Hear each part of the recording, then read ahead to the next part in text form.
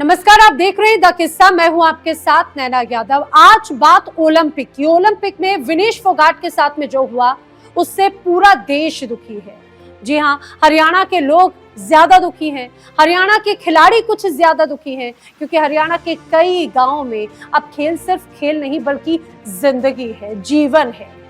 कर्णम मल्लेश्वरी, विजेंद्र सिंह, साइना नेहवाल, साक्षी मलिक, नीरज चोपड़ा, रवि दाहिया, बजरंग पुनिया, योगेश्वर दत्त, ये तो बस चंद नाम है जो मैंने आपके सामने लिए। क्या आप उनके बारे में जानते हैं? आपने कभी सुना है? निश्चित रूप से आपने जरूर इनके बारे में सुना होगा, इन्हें देखा होगा, क्योंकि ये सभी वो खिलाड़ी हैं जिन्होंने खेलों में भारत और भारतीयों का नाम गर्व से ऊंचा किया है। दरअसल विनेश फोगाट की शायद किस्मत ने यहाँ पर उन्हें धोखा दे दिया।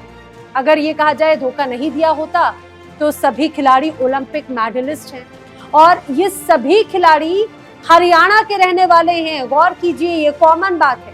अच्छा चलिए, अब मैं एक और नाम आपके सामने लेती हूँ और ये नाम है गोविंदराव सावंत का। ये भी ओलंपिक मेडलिस्ट है।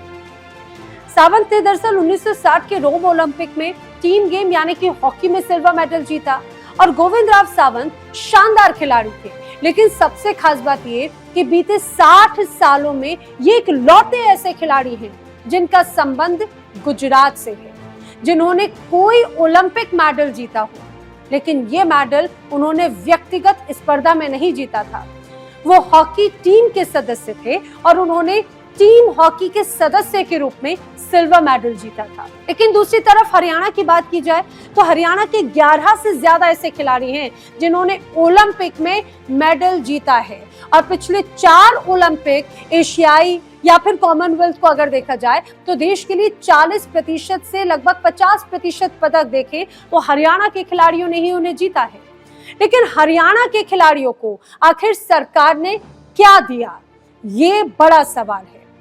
दरअसल सरकार की एक योजना है खेलो इंडिया। खेलों को बढ़ावा देने के लिए उसी मकसद से एक तरह से खेल मंत्रालय ने ये योजना शुरू की।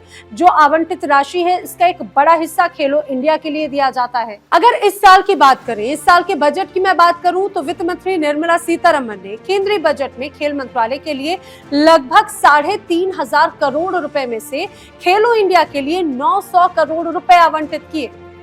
ये रकम पिछले वित्तीय वर्ष के दौरान 880 करोड़ रुपए के संशोधित आवंटन से 20 करोड़ रुपए ज्यादा है। लेकिन सबसे खास बात यह है कि इस 900 करोड़ की राशि में सिर्फ गुजरात को 426 करोड़ 13 लाख रुपए दिए गए, जो उत्तर प्रदेश के बाद में सबसे ज्यादा है। उत्तर प्रदेश को 438 करोड़ 27 लाख की राशि आवंटित की गई। लेकिन जो राज्य सबसे ज्यादा मेडल लाता है, जिसके खिलाड़ी सबसे ज्यादा अंतर्राष्ट्रीय प्रतियोगिताओं में हिस्सा लेते हैं, उस हरियाणा राज्य को मात्र 66 करोड़ 59 लाख रुपए की धनराशि आवंटित की गई है। मात्र 66 करोड़ 59 लाख की। अब आप सोच रहे होंगे कि हो सकता है कि गुजरात के खिलाड़ी भले ही मेडल ना लाते हो, लेकिन भाई ओलंपिक जैसी जो प्रतियोगिता है उसमें हिस्सा ज्यादा लेते हो। तो ऐसा भी नहीं है।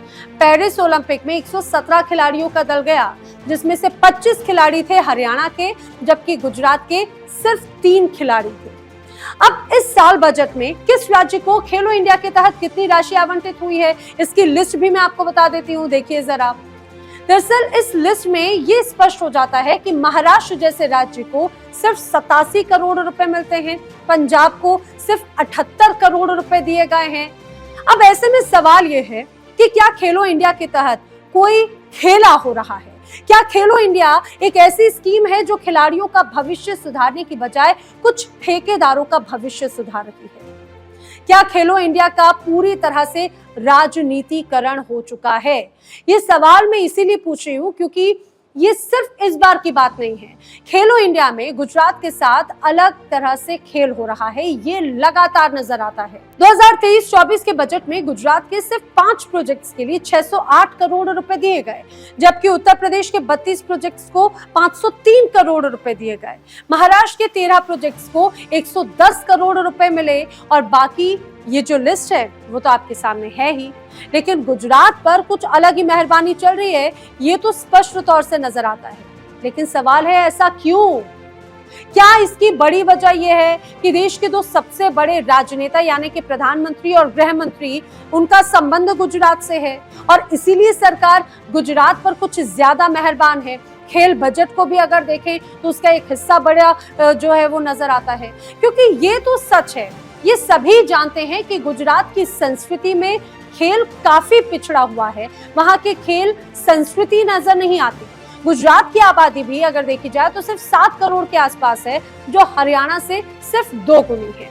या फिर मसला यह है कि गुजरात के जो ठेकेदार हैं या जो कंपनियां वहां पर खेल संबंधी परियोजनाओं को देख रही हैं, ये उन्हें फायदा पहुंचाने के लिए हो रहा है, क्योंकि खेलो इंडिया परियोजना के तहत तो गुजरात में जो भी प्रोजेक्ट्स पूरे हुए हैं उनमें नरोदा से सिंथेटिक एथलेटिक ट्रैक है, देवगढ़ बरिया में सिंथेटिक हॉकी टर्फ का निर्माण है।